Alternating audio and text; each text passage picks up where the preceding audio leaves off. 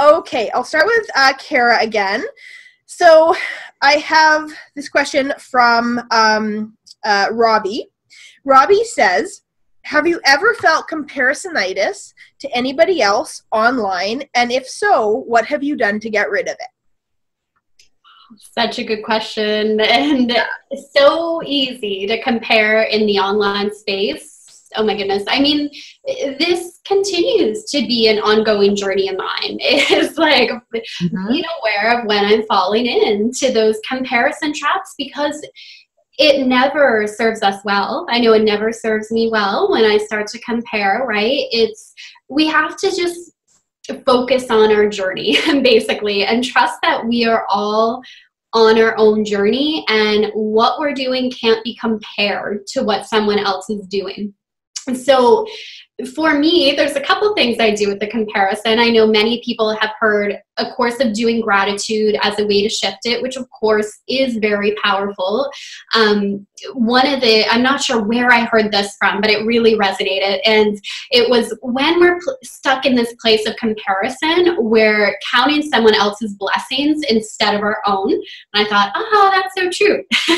Now we can of course be very happy for the success of other people. And I think that's important as well, to actually just celebrate the success that we see. And that's kind of another dimension to this as well, is kind of see the success around us as a sign that it's coming to us. And also, if people are doing really good work in the world and they're accomplishing what we want, I mean, just celebrate that. Celebrate that work is getting out there, right? Another thing that's really helpful for me when it comes to comparison is actually just getting back into action mode, because that kind of puts the power back on me again.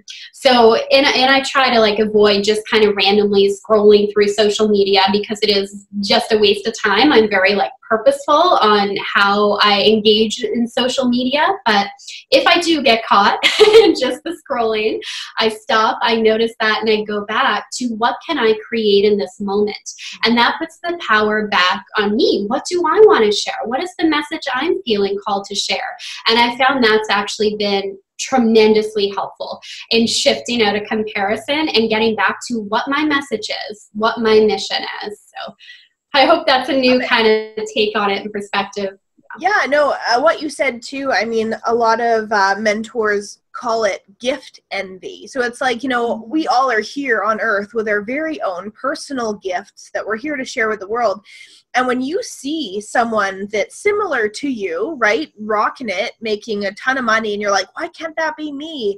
It's like, you can never copy that person. Those are her own special magical gifts that she has. You have your own. So again, like really seeing the disconnect and going inwards, and again, creating for yourself first, right? And not creating for other people. I think that that's a really, really huge point. What do you think, Dana? You know, there's a lot of what Kara said I totally agree with. The coaching forum is newer for me than my whole healing massage therapy world. 13 years of getting, you know, into the space of the healing world with my actual hands-on techniques, right?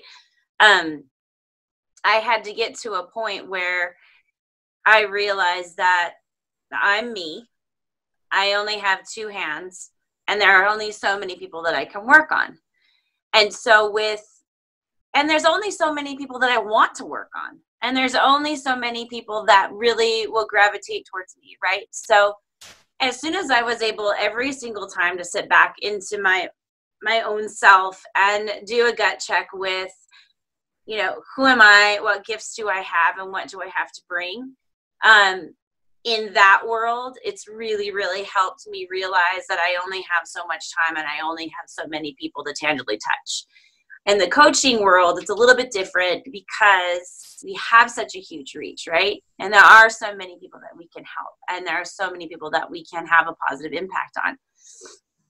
It is very, very easy to get lost in Facebook for hours at a time. And one thing that I started to find very interesting is within the past couple of years, I've noticed that I will think and see things before they actually happen. And I don't notice that they're actually happening until they're happening. And then I'm like, I just wait a second. How did I know this was going to happen? Totally weird. Happened to me in Sri Lanka. But anyway, so what I'm noticing is I'm thinking and seeing things. I'm getting kind of like this desire that's in my belly churning, and then I'll get on Facebook and there's like 4 other people that are pretty well seen, right, as coaches or mentors, and they're doing the same shit. And so I realized at that point, it was kind of like an urgency of, well, if I think it, I need to create it, and I just need to do it, right? And I need to be conscious of the time that I do share, like Kara said, or I am online, and I am looking at social media, because it can suck you in. You can get the comparisonitis. You can really get into your head. It can totally numb you, because that's completely happened to me before. It's totally stopped me in my tracks of doing what I felt needed to come out, right? And so I've been more conscious of that.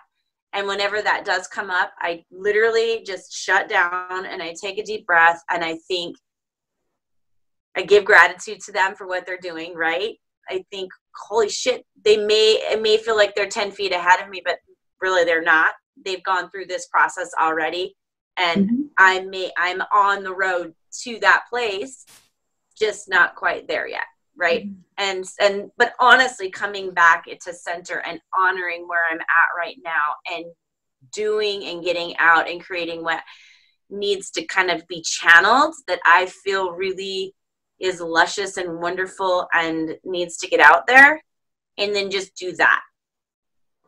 I think that, the whole idea of creating for yourself first is really what is going to be able to get people out of that feeling. And I don't want to, I'm going to go to you, Anna, right away in a moment, but so I don't forget. There's been a couple times in my life where I have been like stopped dead in my tracks and been like, that author just came out with my book, or that girl just came out with my deck of oracle cards. Like, what am I supposed to do now? Like, she's using the same font, using the same colors. I bet it's exactly the same thing. One of the books actually was, what's her name's Big Magic. I remember seeing it in the bookstore, and I was like, that was the cover of the book that I was gonna like, and I bought the book, obviously, because I wanted to read it, but that sat on my bookshelf for 6 months, 4 months, 6 months, and I never read it, because I was so scared that if I read that book, it was going to be the exact same content of what I was going to put in. Actually, I read it, and it was nowhere near what my book was going to be about, but still, I was so frozen in comparing my life or my situation to somebody else's stuff that had come out, and I felt like I wasted some time there. I actually had a really interesting conversation with a girl that she was on my podcast, and it was about that exact same thing. I said to her, you know what? You came out with a deck of oracle cards. I have to say, I didn't like it at the beginning. You were using a lot of the same fonts, a lot of my branding style, and we just had this kind of fun conversation about, look, like, we're creative, spiritual, metaphysical women, online, and there's only so many fonts, there's only so many colors, there's so many words, and there's going to be a lot of overlap, right? And I think that being creative too, we become very territorial about our creations and our ideas about things, right? But the truth is, like, how can we be, right? We can only do what we can do for ourselves, and create from the heart, like you said, like channeled work. And other than that, like, if you're finding overlap, you just got to like go inwards, right? Like, and just tune it out. Maybe spend some time not being online for a while, and come out with something that is like totally heart derived, and it's not going to be like someone else's, right? Anna. Yeah, I totally agree with a lot of what has been said already, but I think, what you just said, Sarah, I think is so important. Really just go do your thing. This has happened to me so many times that, I had an idea and I was really inspired, but then I started doubting myself, and I was procrastinating and not really moving forward, because I thought that, who really wants this? Is anybody really going to buy this? And then maybe months or years later, I would find a person who had done exactly that thing that I had always wanted to do, or that I had wanted to do in the past. And I kind of thought, this is crazy. Like, I should have just done it. And like, every single time I have an idea and I don't put it into action right away, that tends to happen. Like, I find someone who has already done that and who's doing it successfully. And I think one thing I'd like to suggest here is maybe a mindset shift as well. When you see somebody, okay, there's something you want to do, and you see other people doing the same thing already, and you think, okay, there are already people doing this. Why should I do this? Or is anybody going to want to work with me in that way? Or, isn't it going to be too much for the market or whatever?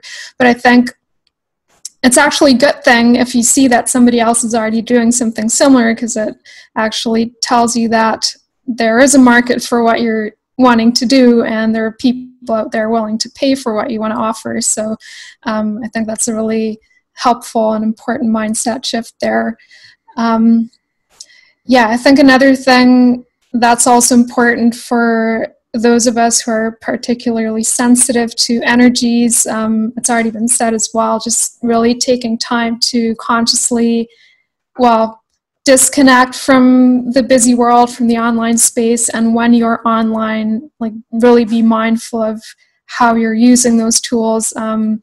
Like endlessly scrolling through Facebook, it's challenging, I think, for a lot of people, but especially if we're really sensitive to energies, and we tend to kind of take on other people's thoughts and ideas, and can be kind of hard to then tell the difference between, what's yours and what isn't.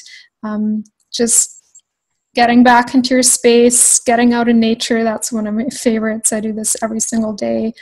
And being really intentional about how you're using social media, and, how much time you're spending online and that type of thing. Because there's like bad comparisonitis, and then there's the inspired, like seeing stuff out there where you're like, oh, I could do something like that too, but different, right? Where it's like inspiration. So, but then there's that weird line that you don't really know when you're crossing it, right? When you're like, oh, I want to see inspiring stuff. And then you're like, oh, this is, like you go down the darkness, right? I think, everybody, Lisa will definitely say that she's probably had comparisonitis. Yeah, definitely. And it's because I hold myself to really high standards, and I seldom remember that sometimes I'm just not at the same level or the same stage of business development. So yes, that's first and foremost. Yes, I've experienced this, and believe it or not, it was my coach who said to me, then stop following those people right now. If you are feeling such a strong adverse reaction when you see, because it's making you feel bad, she said, then just unfollow them for now. She said, now, of course, yes, you do want to understand, why did it trigger you, right? What about it is triggering you? I agree that we need to understand that, because we can't just hide from it all the time. So trying to understand why you're getting ticked off, or why you're feeling bad about yourself after seeing this individual or these group of individuals who keep winning and going and moving and shaking, and you feel like you're being left out. It's kind of like, well, then either go create your own thing and find a way to be one of those people, right? But do it in your own way. There are far more people on the planet who are actually in need of the support, of the healing, of the things that all of us bring to the table than there are healers, right? And this is why, I'm in the United States, but even here, like our mental health system, sometimes you call for an appointment even to see a counselor or a therapist, and it's like a 3-week wait or a month, or I know people that turn down clients, and they're like, I'm sorry, my load is full. Like, I can't see another client. Well, that should tell you that a lot of people still need some kind of healing work done, right? And so if you kind of look at it from that perspective, it's like, okay, well, if this kind of irks me right now, I can do one of two things. I can use it as inspiration, like you were saying, which oftentimes is the case. Or if it's really bothering me right now, let me understand why, but let me take a break from it too. Like, you don't have to rub salt in your own wound. Like, there's no need to do that, right? I think one of the big things is too that you know, if you are also feeling comparisonitis to different people that you see online that are in a similar field as you, and they are, you know, skyrocketing into whatever, you know, chances are there is more than one person working behind the scenes, right? Maybe they have a team, maybe they have a VA, maybe they're getting support. And if you are kind of comparing yourself as to how fast you're moving along and you don't have those things and pieces in place, it's really hard to compare, right? It's apples to oranges. So again, it's just not a good idea to go there. I would probably say that if I ever felt comparisonitis, it's usually not comparisonitis. What is it? It feels like it's a slap in the face to me as a reminder that I haven't done shit. I haven't done stuff. You know, the stuff that I've wanted to do that has been on the back burner, that's like, how can I be mad at somebody for coming out with something similar to me when I haven't personally actually finished my own thing yet, right? So of course we have a bazillion ideas in our mind, but, you know, get to work, right? Like, you know, there's one thing about comparing two things like here, but there's another comparing someone's stuff to your just idea. So again, like, we have to put in the effort and actually get things moving along. Okay, next question is from Leanna, and she says, can you all describe what your best day would be in business? What kind of day gets you excited and inspired? I'll start with Dana because she's at the top of my corner here. Me, my best day. Oh, my best day in business would be, first it would start out with just being able to have me time a little bit. Connecting with, just slowing down and connecting with myself.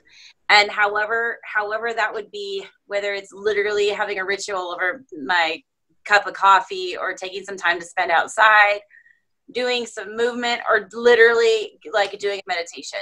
It just some small amount of time for me so that I could feel really connected. Because whenever I'm doing too many things in the morning and not connecting in is when the rest of my day doesn't feel super in touch.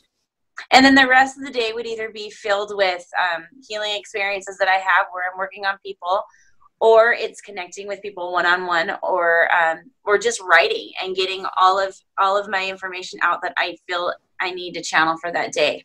And then rounding it out with a little bit more time on myself. One thing that I find, especially with my healing practice that I have right now with massage and with energy work, is it can be taxing. And so trying to find that balance of, you know, keeping a bubble around myself and, you know, and figuring out a way to clear myself and just really stay grounded and in center so I'm nourished throughout the entire day. So for me, a lot of it is coaching people and working with really strong, resilient women, because that literally is what sets me on fire. Cool. I like it. It's good to know. It's good to know what your best day is, because again, if we don't actually consciously know, then we're kind of just whatever. Right? What is your best day, Anna, inspiration and business wise? I would say it really starts with how I wake up in the morning, like waking up feeling really excited about the day ahead of me. I think that's the best way to start. And I personally really love my creative days. Even though I really love the work that I do with my clients, sometimes, yeah, I think when I just have space to really get creative, and I mean, whether that's creating content or recording an interview for my podcast, I think that's my favorite thing right now, like just connecting with people, other business owners, also having, you know, time and space to disconnect from the online space. And like, I have to do that every single day anyway, because we have a dog, so I usually take her for walks, maybe after my first 2 hours in the morning, and yeah, around noon, and then just going out in nature, and sometimes maybe going to a coffee place and journaling and that type of thing I really enjoy. And having a good balance between the creative work, the offline time, and then also doing the work with clients. I think that's yeah, that's what really lights me up. So a common thread so far has been having you time in your business, having your own personal time. Kara? Yeah, such a good question. And I think, like you said, Sarah, it's so important that we know this and what this looks like for us. And, you know, for me, something that's so important is that it's like my business fits into my life, because in so many ways, like, I mean, it is such a big part of my purpose. And what I'm here to do is through my business. So it is so important that it just kind of fits into the routine that I create for myself and what I desire. And it's so funny because I'm somebody, I don't like strict routines, but I kind of like a routine with flexibility. It's like I like freedom within my routine. And, you know, right now that really looks like having time each morning for me to do my inner work. And sometimes that takes the form of meditation. Sometimes it's journaling. Today it was yoga, but just starting the day off where I get to go within and I get to just connect with my intuition. I get to really redefine what my purpose is, what I'm here to do before I even work with clients, or before I do my newsletters, before I do any posts on social media, that I reconnect with that part of me. So I love having that time for me. When my days are thrown off, it tends to be when I roll out of bed and I'm checking my emails right away, or I'm looking at messages. That kind of throws me off for the day. Like, I need that time to get grounded first. And you know what I really decided in my business, like probably the last couple of years, is really, I want to work with my soulmate clients. I want to work with women that I really connect with and that I'm excited about connecting with. And I see this, like, it's kind of a development in business that I went through. I see this in other people and my clients as well, where we initially start off and we say, I just want clients, right? Like, I need the clients, I want to do this work. And then we start to realize that some people we don't connect with as well, or some of this work we actually don't enjoy doing. And it's only through taking the action that we realize that. So now I'm really at a space, and I set that intention that I feel that soul connection with all the women that I get to work with.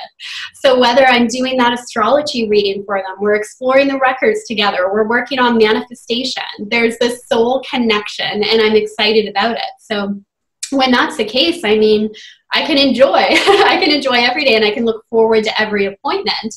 And that actually is so key, I think, in business, to really look at, like, who is that client that I'm excited about connecting with? Because when we talked about burnout earlier, that's another way I notice I'll get burnt out if I'm actually not working with people that I'm excited to work with. Like, it's supposed to be fun, it's supposed to be expansive, and it just feels so much more easy when we're working with people who are on that same level as us, and the results they get are amazing when we feel that connection as well. So yeah. I like it. Nice. Lisa, do you know our question? It's what, you know, inspired in business, what is your best day? Okay, I think I'm unmuted now, right? Yeah. Okay, sorry about that. Can you repeat the question, please? What would be your best day? Like a best business day? Like, what does it really look like for you? Like, what's involved? This is a great question. This is actually an exercise I'm supposed to be doing for my coach. And this is a good time for me to think about it. My best business day starts out pretty much like every morning does, right? I've got a morning routine, and I don't like missing it, and I don't like messing it up. So for me, it's about good nutrition right in the morning. It's about being mindful. I have made it a point, I'm not always 100% great at it, but I made it a point not to check Facebook right away, like while I'm eating breakfast or anything like that. I stay off of those things, at least for like the first 30 to 40 minutes that I'm awake. And during that time, I'm sitting there just, you know, in gratitude, really, like just appreciating the food that I'm eating, appreciating that, I don't know, I'm alive another day, right? Like just these little things that we take for granted. And for me, I usually read from the Bible. I read some like different, from different, you know, various chapters and things like that. And I often will also have like some kind of inspirational self-help, evolution kind of book. Right now I'm reading a book called The Secret Language of Feelings, and it was written by Cal Banyan, who is a hypnotist. And so I'm very much into the idea of hypnosis as a modality to help heal, help people heal, physically and emotionally. And so that's usually what it looks like. Like the morning has to be me feeling great about what lies ahead. And the more I started to read about people who perform high, people who are more successful, and then I started listening to a lot of YouTube things, and a lot of the people said, don't bombard yourself first thing in the morning. Like, don't do it, because you get sucked into a vortex, and creatively your energy gets drained, right? Unless you're Tony Robbins and you're up at 4:30, right? Yeah, and you're probably amped up on a little something else too, but you know what I mean. Well, I don't know, anybody that jumps in an ice bath at 4:30 a.m., and is like ready to go to 4:30 the next morning, I'm not sure. But anyway, getting back to it. So my morning is pretty solid. It has to be. Like if I wake up and I'm grumpy, I need to find a way to fix that there, because otherwise it's going to carry out throughout the day, and I'm going to take it into each encounter I have. Business-wise, what does it look like? It looks like a lot of different PayPal notifications coming in that are positive, telling me that people have paid. That feels amazing to get those little dings here and there, right? It doesn't matter if you get 5 a day or you get 5 in a week. It just feels good to have them and to know that there is money coming in from doing work that I find meaningful, right? The other part of what is an ideal day, like a best day for me, honestly, it's where I aspire to be, which is incredibly high touch with all of my clients, one-on-one and group clients. But that means having an entire team of people to make sure that everything is running flawlessly. So that's what I aspire to have. And I know it requires time to build that, right? You don't just go out and hire all these people if you really are not in it for the long haul. But for me, that's ideally where it's at. It's me actually speaking in person from time to time. It's me having one-on-one calls, having group calls, doing Facebook Lives. It's me doing what I do best. And, while I have a VA and she's incredible, I know that I still need so much more support if I truly want to be that individual and have that best day, whatever that means for me, right? But that's because that's where I get lit up. I'm not like, woohoo, like I get to write another email funnel. Like it doesn't really jazz me up. That's probably why I put those kinds of things off. I would rather connect with people all day long than to sit down and write another sales email. Like it's not my thing, right? However, I know that it takes a lot of money to be able to hire people who do those things very, very well. In fact, I just had a call with a copywriter yesterday, and I wasn't even actually searching for a copywriter because I actually like my own style of writing. But I just wish someone else would like type it out, right? I could just like talk and they would just type it all. And I did happen to ask her, we were just talking, and I said, so what is like a sales page? What would you consider that? And she said anywhere from $2,000 to $5,000. And I was like, wow. I was like, okay then. Like this is, and I'm not saying people don't do it for less, but one of the things I have found in my own personal life and personal business experiences is sometimes when you cut corners, you do wind up paying for it somewhere along the way, right? So for me, that's where I aspire to be, and that for me would be like a really great day where I really would be free to do what I want to do, work on my own schedule 100% of the time. So as you were all talking, I was just writing down some one-word things that would make up my best day, like embodying my best day. And the first thing I wrote down actually surprised me. It was light. So I know for me, we're coming into like fall and gloomier days and that kind of thing. And we had a really sunny day yesterday, and I woke up like vibrant and excited and really on purpose. And I know that I often have this conversation with my husband because he can go down into the dark basement and, you know, write music. But for me, I have to have light. Like, it's really, really inspiring for me. So definitely, like, the weather has a lot to do with my inspiration. I have to feel connected in some way. So whether that means being outside for a little while or going on a walk or something in some part of the day, doing things on purpose, like you guys have said. So, you know, that for me really feels like control. I have control over my decisions, and I have control over my mornings. I like to have slower mornings. I don't like to book clients like 7 in the morning. I do not like to do that whatsoever because I'm not at my best. I'm not really a morning person, but I like to have those mornings where I'm in control. Should I go to the coffee shop? Should I stay home, go outside for a little while with a coffee? You know, like, get in the zone, whatever your zone is.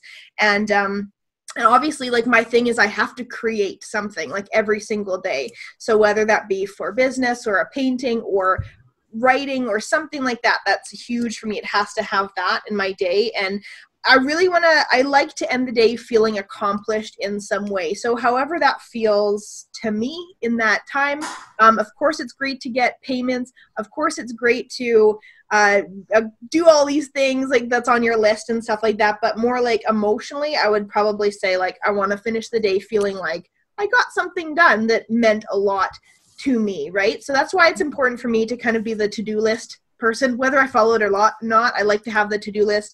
And I often get asked the question, like, are you really, really busy all day? Are you really, really busy? And I am not busy most of the days. But I make it that way for myself. I'm not like running around with a chicken with my head cut off or anything like that.